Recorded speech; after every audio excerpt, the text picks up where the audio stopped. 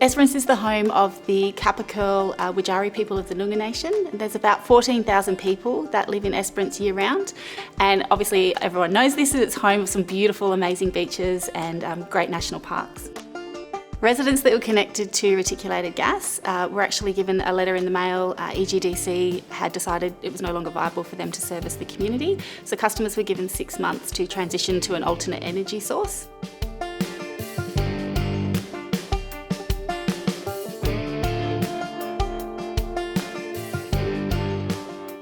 Well, our first reaction to transition away from gas from a community was really a bit of a surprise to us.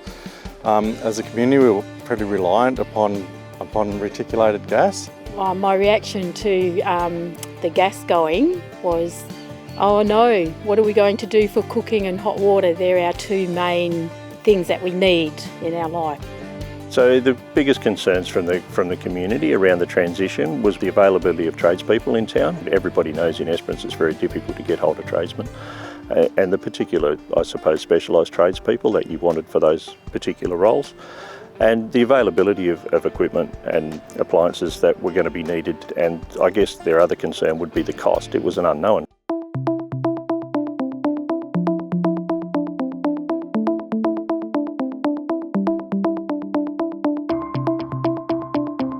The key principles when we were delivering it was really making sure that customers had retained freedom of choice, that they didn't need to go electric or gas, they could choose an alternative that suited them. We also looked at increasing the economy and using local trades to help boost up the economy down there. Benefits for our business, we met a lot of new clients. The apprentices also had to communicate with a lot of customers, and it was probably a good experience for them as well.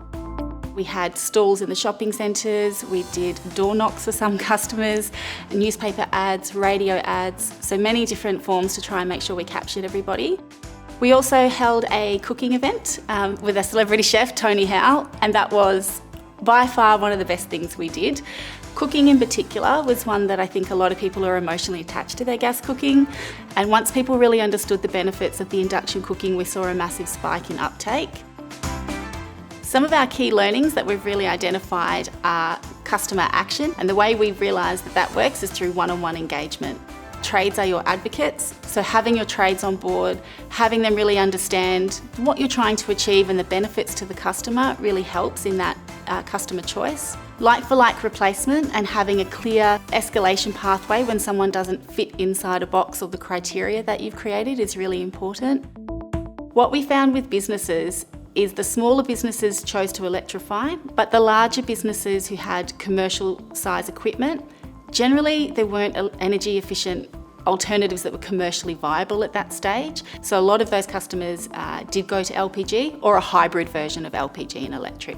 The messages that worked the best were clear and concise messages, so that when we spoke and told community members what was going on and what the plan was, they knew that it wasn't something that people had hoped was going to happen. They knew that the support was there behind them.